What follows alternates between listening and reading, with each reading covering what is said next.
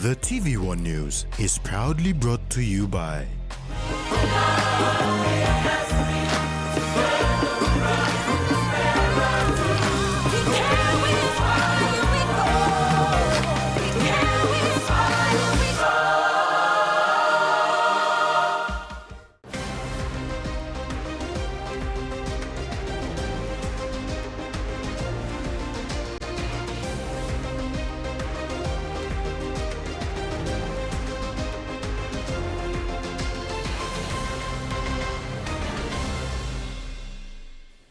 Hello, I'm Carol Kidu Jr. with the news at 6.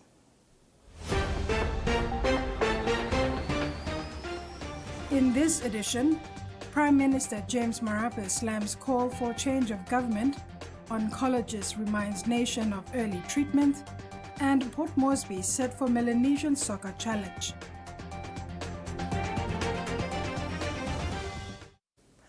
Prime Minister James Marape has reminded the nation that any change of government must follow due democratic process within Parliament, stressing that numbers, not noise, court actions or social media speculation determine who governs Papua New Guinea. He said that any member of Parliament proposing a change of government must have the numerical support to do so when Parliament resumes on November 18, 2025 for the budget session. Prime Minister James Marape has emphasized the importance of adhering to democratic processes regarding any potential changes in government in Papua New Guinea. In his recent statement, Marape asserted that legitimate shifts in leadership should be determined by the numerical support of members of Parliament rather than through external pressure, legal actions, or speculations circulating on social media. He made it clear that any MP seeking to initiate a change of government must be prepared to demonstrate their support base when Parliament reconvenes on November 18, 2025 for the budget session. This reminder stresses the Prime Minister's commitment to upholding the democratic principles that guide governance in the country, reinforcing that the stability and legitimacy of the government depend on the elected representatives' backing. The Prime Minister reminded the opposition that numbers dictate parliamentary control, from establishing quorum to passing or blocking motions to determining adjournments and votes of confidence. He cited his own experience in 2019 when a majority of MPs shifted allegiance, leading to the change of government then. Marape reiterated that members of Parliament must make their decisions based on who they believe best serves the country's interest. Freddie Mo, TVWAN News. Prime Minister James Marape says there will be no parliamentary camps should the vote of no conference reference be put before the Parliament, pending the outcome of the Supreme Court reference that is on foot. Marape said the opposition has chosen former Prime Minister Peter O'Neill as the alternate Prime Minister, which the government welcomes. Prime Minister James Marape announced that should the vote of no confidence proceed in Parliament, there will be no parliamentary camps by the government. Rather, members of Parliament will implement mature leadership and make their own decision. Then there will be no parliamentary camps. It's at the 50th anniversary. We have matured to a stage where members of Parliament clearly understand the leadership contest on display. Incumbent versus the challenge or the challenger. So in that context, I've instructed my colleagues and partners that there will not be any political camps like we used to group up in Lolowata or elsewhere. For the members of my government caucus, I gave them full respect by saying, you know, the alternate on offer, and you know the incumbent who has been at work the last 6 years. You would make your choice if the VONC is processed through the consensus process. Marape welcomed the decision of the opposition to choose former Prime Minister and member for Yalubu Pangia, Peter O'Neill, as alternate PM. He said that the VONC will take proceedings once Alan Bed's Supreme Court reference is completed. We could come back in a short time, turnaround time in 2 weeks for our budget in November. In November, we will be sitting 2 weeks to go through the budget process. Government must work, Parliament must function. We don't fear the VONC processes. In this instance now, the opposition has picked Mr. O'Neill, so the country clearly knows Mr. O'Neill, the country knows Mr. Marape. I do not need to labor on who we are. The Prime Minister said as the country moves into the next 50 years, one step taken so far is to have no parliamentary camp. Parliament resumes on Tuesday, November 18th. Tracy Pa, TVWAN News. Prime Minister James Marape is urging the Engen people to refrain from using violence to resolve issues. Instead, they should follow the proper process to address their concerns. Marape said there are constitutional services such as the police and courts that are put in place for them to resolve matters and not to take issues into their own hands. Marape made these comments following the ongoing tribal warfare in Enga. The law and order infrastructure in Enga province, as well as rest of our country, process your disputes through the legislative process. Engage a village magistrate, a village court magistrate, district court magistrate, or police station to arbitrate on disputes that may be in society, whether it's land disputes, or whether it's cultural disputes, domestic husband and wife related disputes, or any disputes for that matter. Violence begots violence. Violence is not a place for dispute resolutions. Relate that to a magistrate someplace at a station nearest you, or a courthouse nearest you, or a police station nearest you. If the police... Cancer patients are seeking help for diagnosis and treatment too late. A leading oncologist, Dr. Mana Ario, said during the Think Pink Masquerade Gala, lamented that more patients turn up at hospitals when their condition is in advanced stages.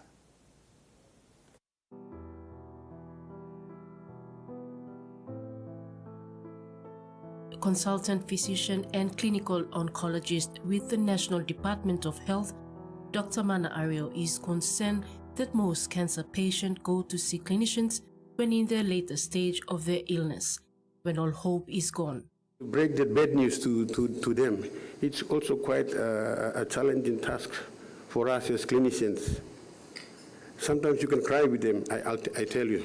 Very, very difficult. So I'm happy to come here because I want to get the things straight, to reduce cancer advancement or patients coming to you to see you, clinicians. You need to start from there.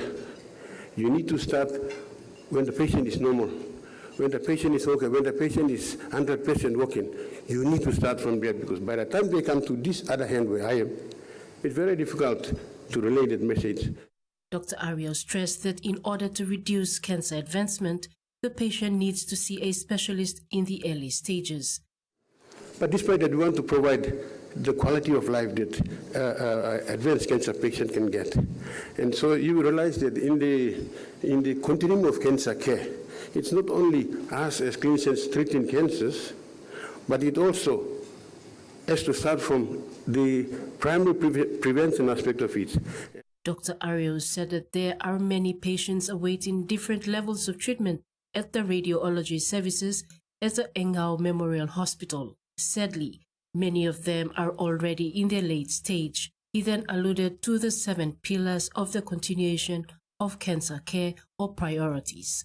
We have a time frame where by 2030, it's a 2025 to 2030 implementation plan.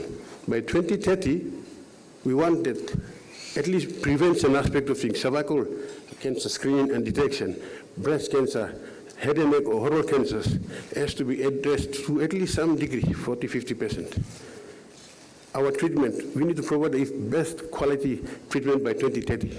And I'm glad we are on the verge of it, because Pomjen is now on the verge of, we will soon appreciate and embrace a modern radiotherapy or cancer center in the country, never like before. So we should give a big applause to that achievement. Susan Oreape, TV1 News.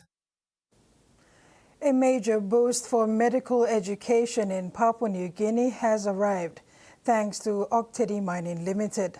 On October 13th, the company donated over 400,000 kina to the University of Papua New Guinea's School of Medicine and Health Sciences. The funds will purchase high-definition virtual anatomy tables, cutting-edge 3D learning platforms that allow students to study the human body without relying solely on traditional cadavers. Dean Professor Nakapi Tefuarani said the donation will have a lasting impact on medical training and support the school's move toward digital surgery. The tables are expected to be installed in 2026, benefiting hundreds of students. OTML Government and External Relations Manager Martin Pining Jr. said this contribution is part of Octedi's wider community investment strategy. More than 80 provincial health information and medical records officers from across the country have gathered in Port Moresby for a week-long National Health Information Workshop. The strategic objective of the workshop is to improve medical data reporting in Papua New Guinea and in turn improve overall health service delivery. The National Department of Health is currently running a week-long National Health Information Workshop for more than 80 provincial health information and medical records officers in the country. The workshop started on Monday, November 3rd, with the primary objective of improving medical data reporting across the country and on the all-improved health service delivery. NDOH's acting manager for performance monitoring and research, Charlotte Polly, said the officers are still facing challenges in transitioning from traditional data collection and storing method to the evolving digital method. Focus is on having people come together to talk about the critical approach to how we do M&E and information in the space of the health sector. Participants are learning standardized methods for recording patient information and reporting health statistics more accurately. By improving data quality, the Department of Health aims to make better decisions when planning services, responding to diseases, and supporting hospitals and clinics. Sort of system that we collect national core indicators. So the core indicators are sort of featured there and they're based on the National Health Plan through the M&E strategy. The rapid changing world of technology and inclusion of digitalization in all areas, medical data officers in the country are still transitioning to digital way of working with data, a major challenge in the last 10 years. The training also helps officers understand the new reporting tools and digital systems now used in the health sector. So our current system, the NHS, we use tablets. So the tablets are sort of synchronized to the internet, the network, so both be mobile and digital. So what happens is when the OICs of the health facility use the tablets to upload the information, if there is no network coverage, it is sort of saved in the cloud. Ultimately, the workshop is part of the ongoing national efforts to strengthen PNG's health information system and ensure every province can provide reliable and timely health data. Michael Tamtipais, TV1 News. This is TV1 News. After the break, RPNGC inks training deal with New Island Province.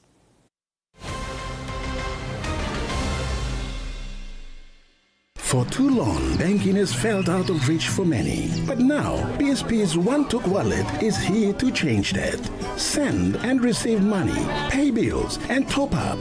It's your money, wherever, whenever. Because at BSP, we are committed to improving how our customers connect to our One-Talks, to our family, to the ones we love. BSP's One-Took Wallet.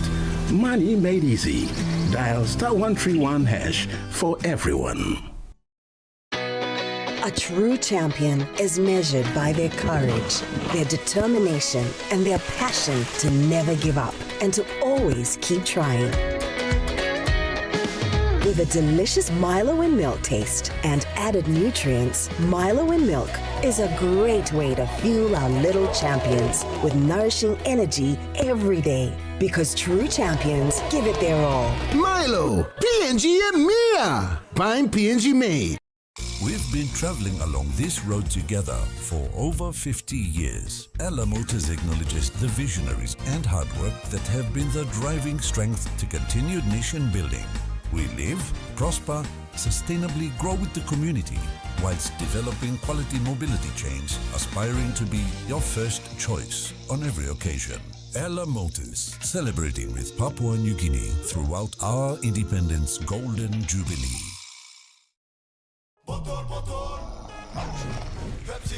Tell him shorty come get it.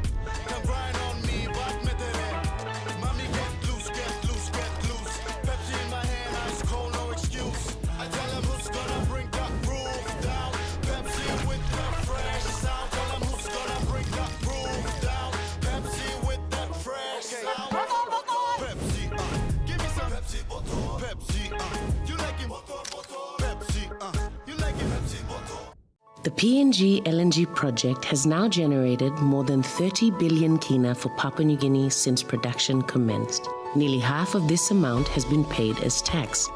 Equity distributions are paid to KPHL and MRDC based on the interest they hold. Tax is paid to the IRC, while development levies and royalties are paid to DPE. For more information on direct and indirect benefits, visit PNG EITI's website.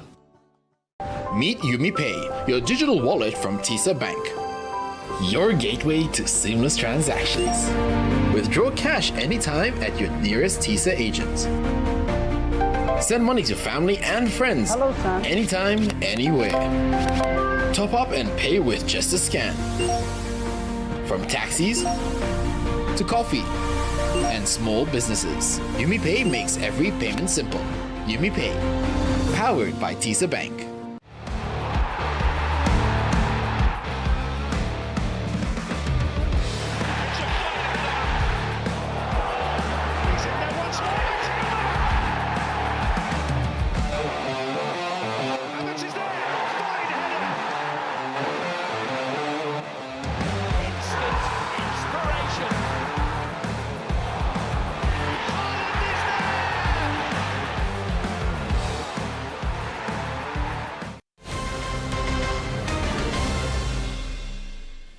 Welcome back. The Papua New Guinea and Australian Defence Forces have completed Exercise Paradise 2025, a major joint naval training aimed at boosting maritime security and cooperation. Held from the 21st to 24th of October in PNG waters, the exercise involved the PNGDF's HMPNGS Tediro and ADF's HMAS Albany. Both patrol boats carried out coordinated patrols, search and rescue operations, and maritime surveillance missions. The joint training strengthened teamwork, improved seamanship, and enhanced both nations' ability to respond to regional challenges such as illegal fishing and transnational crime. Exercise Paradise is part of Australia's Defence Cooperation Programme, the largest in the Pacific, supporting regional stability and safety at sea. The New Ireland Provincial Government and the Royal PNG Constabulary have entered into a partnership to launch the Police Reservist Training Program in New Ireland Province.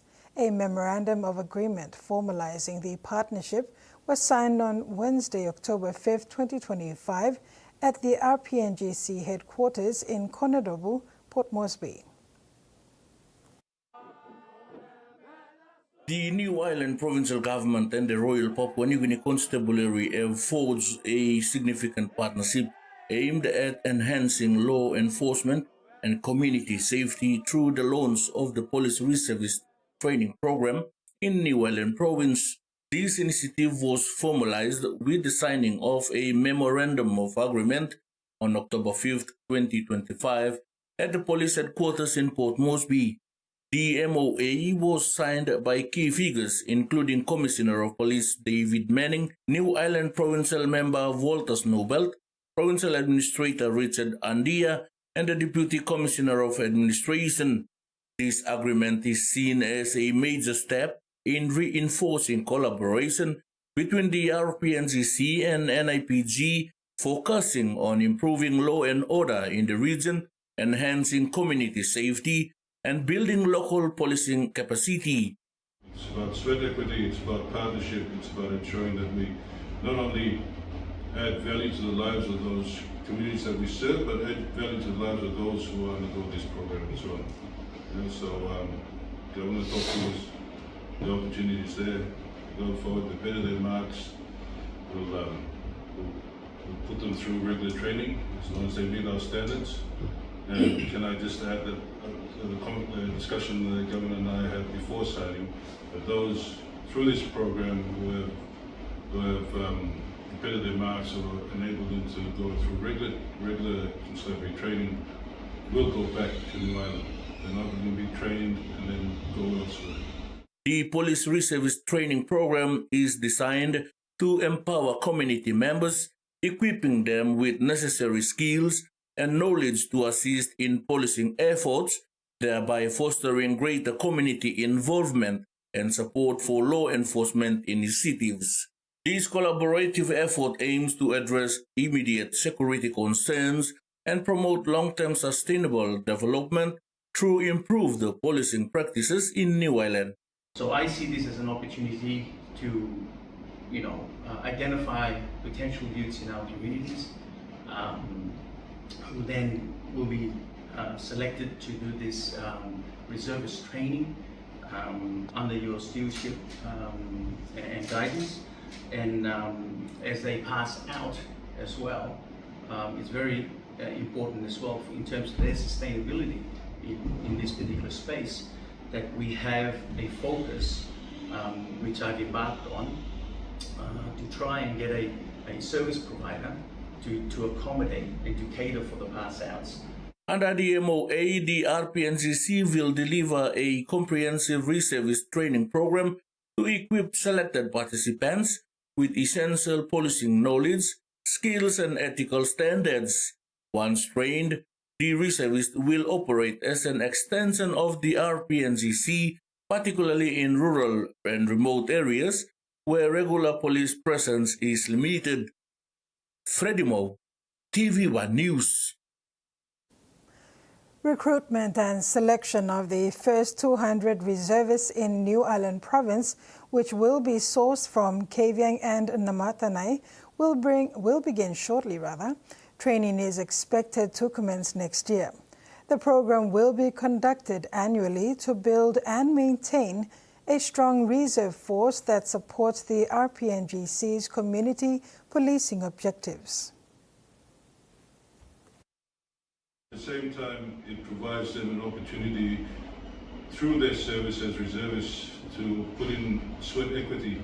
So whatever the provincial government does through the preferred service provider, it's not for free. You serve your communities, we provide, by serving your communities, you are creating opportunities for yourself. So it's about sweat equity, it's about partnership, it's about ensuring that we not only add value to the lives of those communities that we serve, but add value to the lives of those who undergo this program as well. The Department of Personnel Management will launch the annual 20 Days of Human Rights Activism campaign from 20th November to the 10th of December 2025. The campaign kicks off in Mount Hagen in partnership with the Western Highlands Provincial Government and will bring together government agencies, civil society organizations, NGOs, faith-based groups, and community members. This year's theme, Unite to End Digital Violence Against All Women and Girls, focuses on online safety, stronger laws, and technology accountability. The national theme, "It's my responsibility, let's work together to prevent all forms of violence," calls on all citizens to actively prevent violence against women and girls, both online and offline.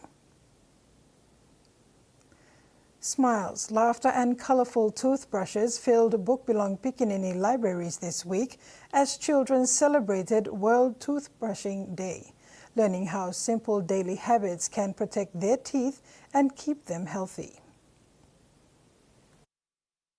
The celebration of World Toothbrushing Day turned learning at Bukbilong Pikinini libraries into fun as children discovered why brushing twice a day is important and how to keep their mouths free from sugar bugs and cavities. Through songs, games, and creative crafts, they learned that caring for their teeth can be both easy and enjoyable.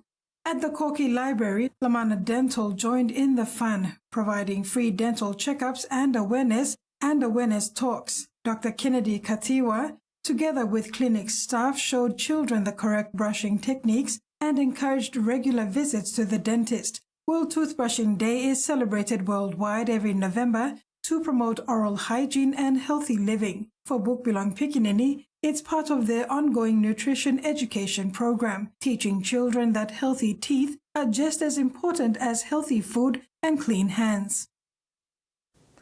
And now let's take a look at the finance news. The kina closed lower at $0.2372 in the interbank market. At Bank South Pacific, our kina was buying $0.2297, $0.3504 Australian dollars, $0.1919 euro, and 35.10 Japanese yen. Looking at commodity prices at New York close, gold, coffee, and copper closed higher.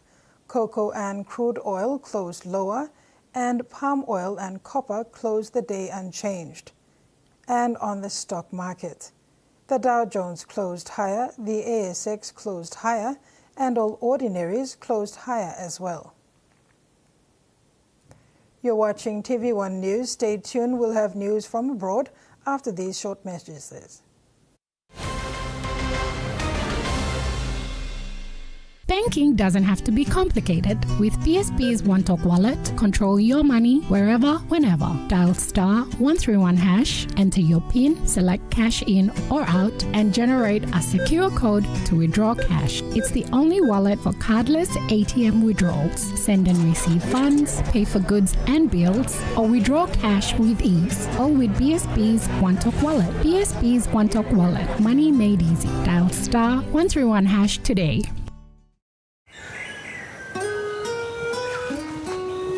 From the rich soils of the highlands, the finest coffee has been grown by generations of Papua New Guineans. Expertly blended and roasted with over 80 years of experience, making the finest cup of Nescafe New Guinea blend. PNG's own coffee. The PNG LNG project has now generated more than 30 billion kina for Papua New Guinea since production commenced. Nearly half of this amount has been paid as tax. Equity distributions are paid to KPHL and MRDC based on the interest they hold. Tax is paid to the IRC, while development levies and royalties are paid to DPE. For more information on direct and indirect benefits, visit PNG EITI's website. Long year 2024, 7th baby I born one time HIV.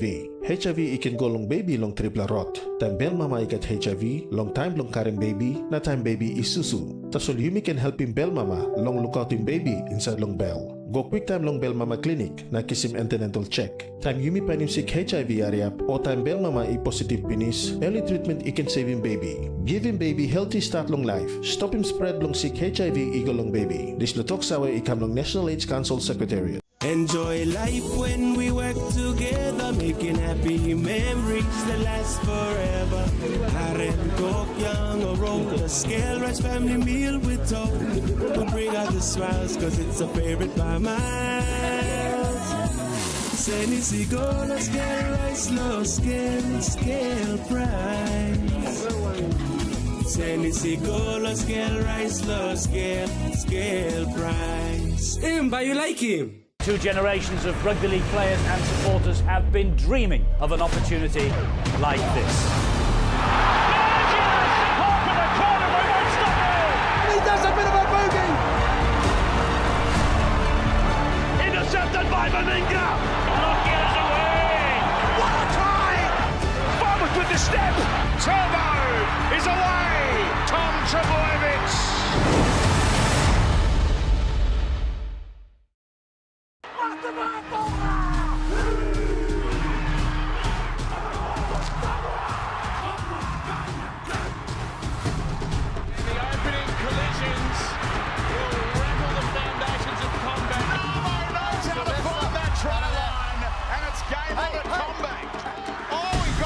Blindside and is celebrating a try.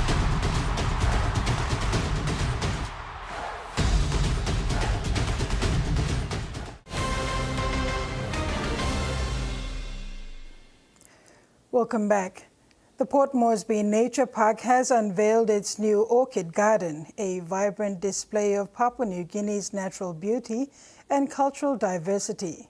Opened on Saturday, November 1st, 2025, the garden features orchids from across the country and cultural artifacts that reflect the Highlands, Islands, Southern and Momasa regions.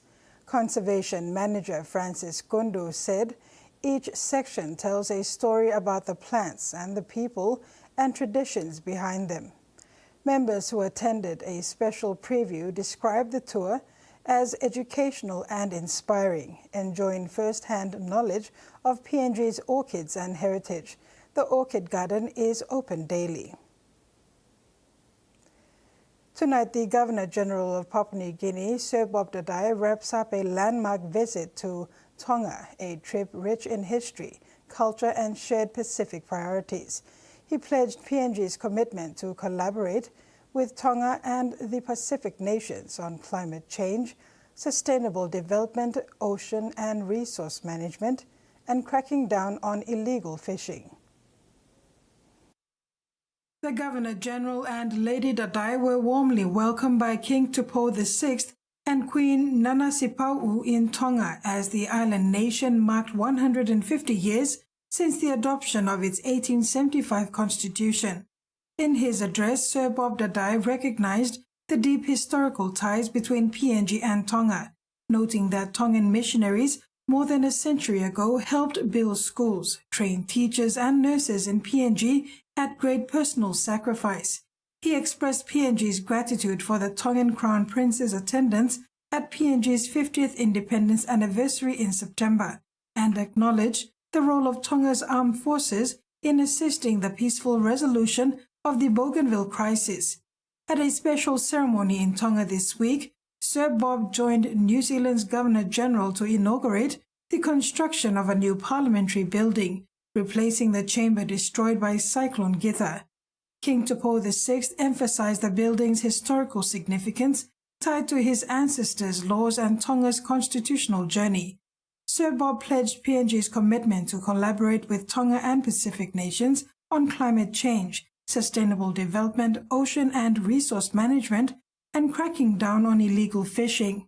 The visit reflects how Pacific nations are reinforcing historic bonds as they face modern challenges together. The Governor-General is scheduled to return to Port Moresby next week. In regional news, the death toll from widespread flooding and devastation caused by Typhoon Kalmaigi in the Philippines has risen to at least 114, with 127 others reported missing, officials say. Most of the deaths were reported in the central province of Cebu, which was pummeled by Kalmaigi on Tuesday. At least 71 people died in Cebu, mostly due to drownings. 65 others were reported missing and 69 injured, the Office of the Civil Defense said. It added that 62 others were reported missing in the central province of Negros Occidental, which is located near Cebu. When Kalmaigi struck Cebu, it was still recovering from a 6.9 magnitude earthquake on September 30th that left at least 79 people dead and displaced thousands. Scientists believe they may have identified a little-known algal species as the source of brevetoxins in South Australia's devastating algal bloom. The algae, called Karenia cristata, is now also believed to have been the dominant species for the majority of the bloom's existence.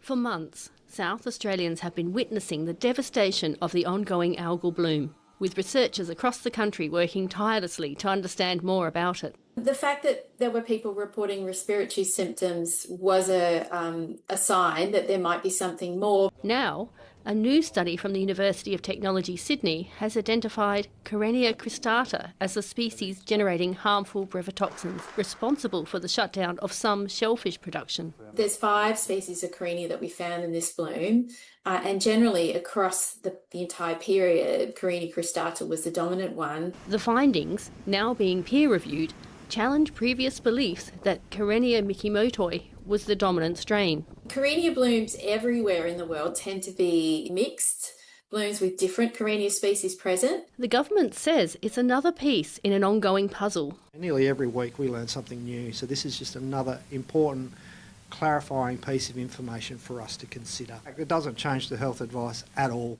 The latest algal bloom data shows no Karenia detected at 14 of 21 metropolitan sites. The National Gallery of Australia has warned there'll be rolling closures of its public and operational spaces over the coming years as it works to fix the institution's aging facilities. And while the federal government insists it's already committed more than $500 million to national institutions in Canberra, some say it doesn't go far enough to protect priceless artworks. Touring the National Gallery of Australia in 2023, Anthony Albanese admired the collection, including blue poles, amid concerns about the state of its lodgings. The idea that you would house a $500 million artwork in a building with buckets to collect leaks from a leaky roof is absurd. We're a better country than that, and Australia deserves better than that. That day, the federal government announced more than $500 million over 4 years for national collecting institutions, including the gallery. But the NGA's latest annual report warns a significant backlog of building failures and ageing infrastructure is currently only partially funded, and there'll be rolling temporary closures for years to come. We should see a priority on these institutions, a priority on Canberra, and there's no shortage of money for other things like building a car park or a national security precinct. What about our national cultural institutions? The government argues it funded the gallery's needs in its first term, but there's now more work to do.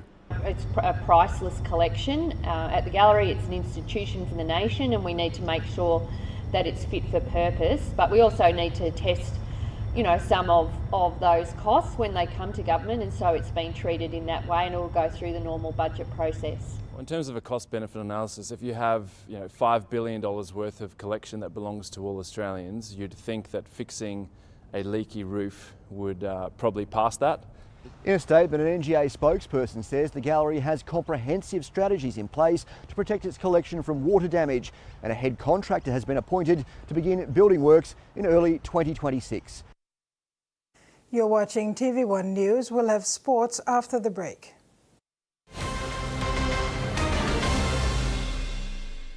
Meet UmiPay, your digital wallet from TISA Bank. Your gateway to seamless transactions. Withdraw cash anytime at your nearest TISA agent. Send money to family and friends anytime, anywhere. Top up and pay with just a scan. From taxis to coffee and small businesses, UmiPay makes every payment simple. UmiPay, powered by TISA Bank. Hi. Yes. Can I get a loan for my PNG contract? You need to fill out these forms, these ones, and then you can get back to me. Okay? Hello? Hello? Anyone? Hi, I'm Kenny. Can I get a loan here? Not here. Not right now. Hi, I'm Kenny. Can I get a loan here? Of course, Kenny. I'll take down your details. I'll help with the credit check. Thank you. And I'll help with your business plan. 1 car Kenny, 20 car Kenny, 1,000 car Kenny. FinCorp, fast forward your finance from zero to hero. Mtambo tru lonkarim o salim na simokin, marijuana or all drugs no good ikam lo overseas or some cocaine or crystal meth. Nupla law olikolim Controlled Substances Act 2021 by making sawe lo you lo baim court fine inap money mark inap lo 2 million kina or go life year calabus. This platok sawe ikam long National Narcotics Bureau. One time Halivin, Bilom Australia, Papua New Guinea Law na Justice Partnership. We should eliminate the enemy at all costs. No matter where we go, our enemies always seem to find us. I don't think they'll be able to leave the country. What are you waiting for? Do it now! He made us look stupid and incompetent fools.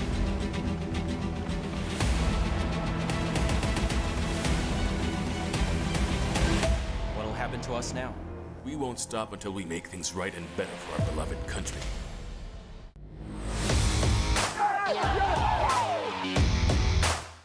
And a try! What a try!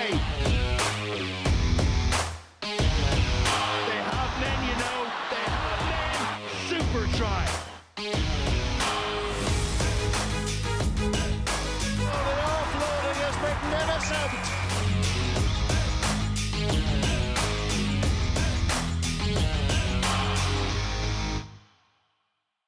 For Australian migrants that have endured the unimaginable, now we're here and I'm really thankful. Sport can be a sanctuary. Came so naturally to me and I loved it so much. Meet the families that have found their safe haven. It's a space where I can be who I want to be, do what I want to do. And are chasing their dreams. Went on to this adventure that just kept being more and more amazing. It does not feel real. I'm very grateful. Play on.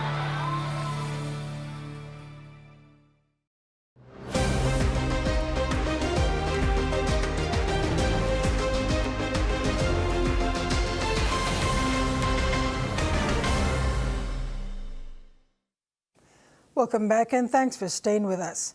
Papua New Guinea is set to host the 4th edition of MSG Prime Minister's Cup starting 10th November to the 22nd. PNG couples will try to retain their title back in the country as host, while visitors Solomon Islands, Fiji, Vanuatu and New Caledonia will be putting up a good challenge to snatch the cup. The MSG PM's Cup serves as a powerful uniting factor for the Melanesian group of nations. Papua New Guinea has the honor of hosting the MSG Prime Minister's Cup for the first time since its inaugural match kicked off in 2022. The decision to host the regional competition shows greater responsibility in catering for smaller Pacific Island nations and strengthen bilateral relationships in the region through sports. Chairman of the MSG Prime Minister's Cup host organizing committee, Leonard Loma, stated that the significance of the 4-year-old tournament is to foster stronger partnership in all sectors areas. An integral part of trying to forge cooperation between our countries, not only in the sports space, but in the economic and trade space and in the political space, in the cultural space. So the MSG Prime Minister's Cup is a very, very important sporting event. In the coming fixtures, couples will defend the cup for back-to-back titles. Solomon Islands is sought to unleash a strong comeback to take it back from PNG, while Vanuatu, Fiji and New Caledonia will battle it out for a chance at making the ranks as championship titles holders. Matches will be played at the Sir John Guy Stadium and the PNG Football Stadium. Preparations are going well. Visiting teams fly in this week and next week. The two fields that have been chosen to be used will be the one at the back of you, the Sejonggai Stadium, and the accompanying PNG Football Association field, which is on the left-hand side of us at this stage. The participating countries, as the name suggests, which is members of the MSG, so that is Papua New Guinea, Solomon Islands, Vanuatu, Fiji. FLNK is represented by New Caledonia. According to Mr. Loma, Ley will not be hosting any matches as the proposed venue. The Ignatius Kilage Stadium is currently under rehab. Michael Tampipais, TVWAN Sports. The corporate beach volleyball Season 2 competition has reached its peak with the finals set for Saturday, November 8 at Ella Beach. The quarter, semi and grand finals will be played across 3 divisions after 2 intense rounds of pool play. Corporate Beach Volleyball Season 2 has come down to the final playoffs, with 8 teams vying for glory on the sandy Ella Beach courts in Port Moresby this weekend. Hoping to make a statement, the Department of Education will field 3 teams in all divisions. Education dominated last weekend's matches in the mixed and women's Pool A and remains unbeaten. They will be out to perform the same feats against their opponents. Team NCDC is also a strong contender for the top honor after a clean sweep in Pool B. A fierce contest is expected in the men's division, where Education 2024 winners Sunev Tees emerged as the powerhouse. Dark Horses, Digicel, Elegant, Stanley Hotel and IRC are teams not to be taken lightly when they hang in there for a win to keep their final hopes alive. Dark Horses, Digicel, Elegant, Stanley Hotel and IRC are teams not to be taken lightly when they hang in there for a win to keep their finals chances alive. In the women's contest, Digicel, Sunev Tees and Elegant battle in the semis, with winners to advance to the next stage. In the mixed division, Digicel, PMNNEC, Sunev Tees and IRC challenge to qualify, and in the men's, Education, Stanley Hotel, Digicel and IRC face off for the final showdown. Susan Oriape, TV1 Sports. The national women's team PNG Lewers have been named to participate in the ICC Women's Emerging Nations Trophy 2025 in Thailand. The tournament will be held from November 18th to the 30th. PNG is part of the women's teams ranked 11 to 20 in the world regarding their progress to the big league. Papua New Guinea is one of 8 countries that will participate at the Women's Emerging Nations Trophy. The tournament is being organized by the International Cricket Council as part of a new pathway structure for women's associate member nations in T20 cricket.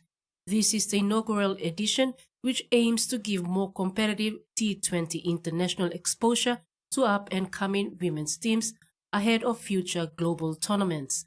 The PNG Lewers have named a strong 14 women team for the series, which comes timely as the team prepares for the World Regional Qualifier in January 2026.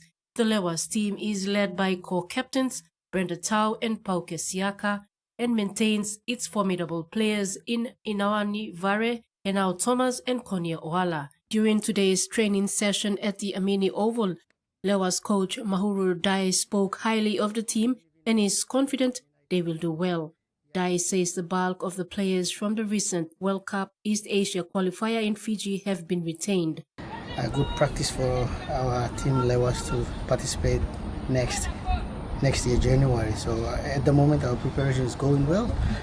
We have these senior players like Brenda Tau, the captain, Pauke Siaka, Nawaniware, and Henao Thomas. For the batters can do the job, and for the bowlers I have our veteran Mary Tom and also Gewa Tom, and then we have Isabel, our spinner, can do the damage.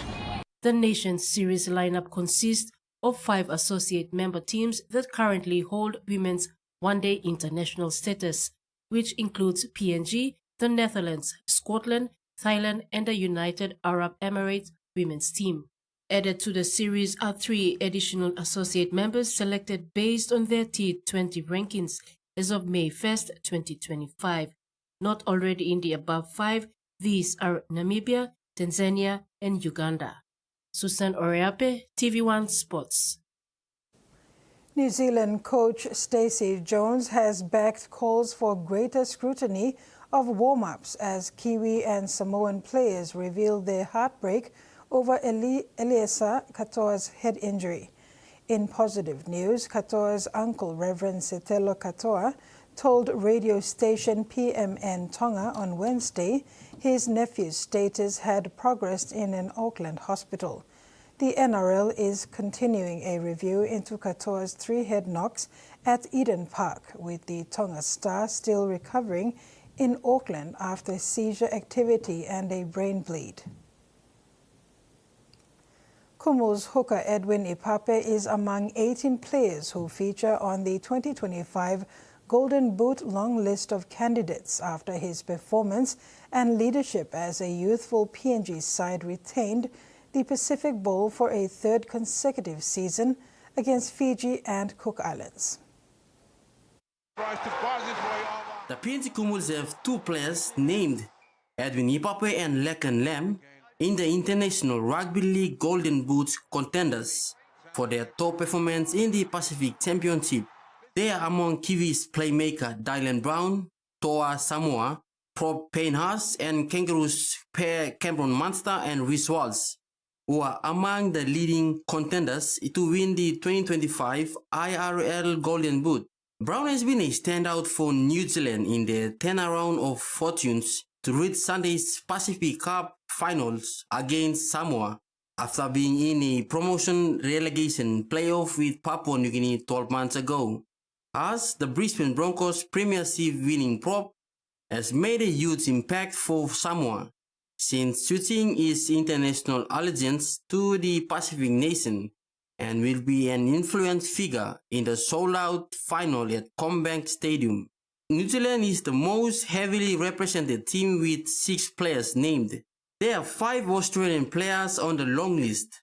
Samoa co-captains Junior Paulo and Jeremy Luai join Haas and injured second rower Jeremiah Nanai are nominations from the 2022 World Cup finalists, who are now chasing the nation's first silverware in the Pacific Cup final. Fiji fullback Jarim Bula has always been nominated after his sensational form for the Bati in the bowl playoff. Michael Tamtipais, TV1 News. And that's all we have for sports. Now for the weather forecast.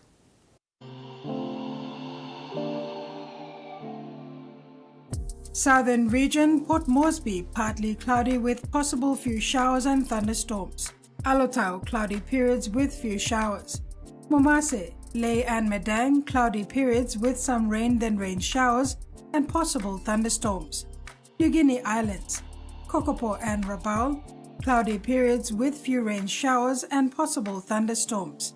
Kimbe, cloudy periods with rain and possible thunderstorms. And Highlands region, all centers, cloudy periods with some rain showers and possible thunderstorms. Oceans forecast.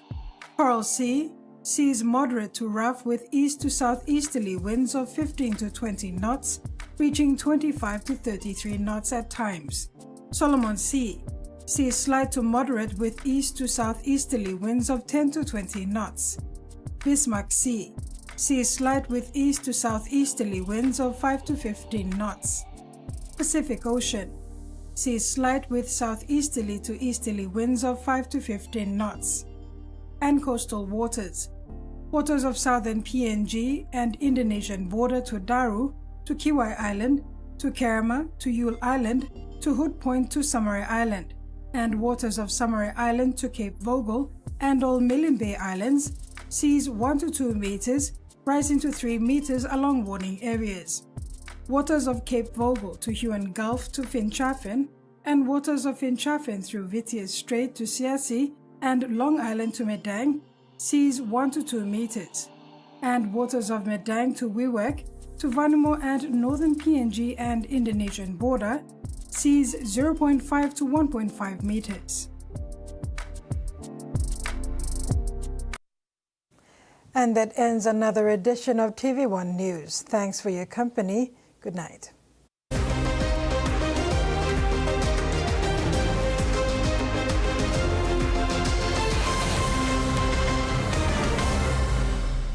The TV1 News was proudly brought to you by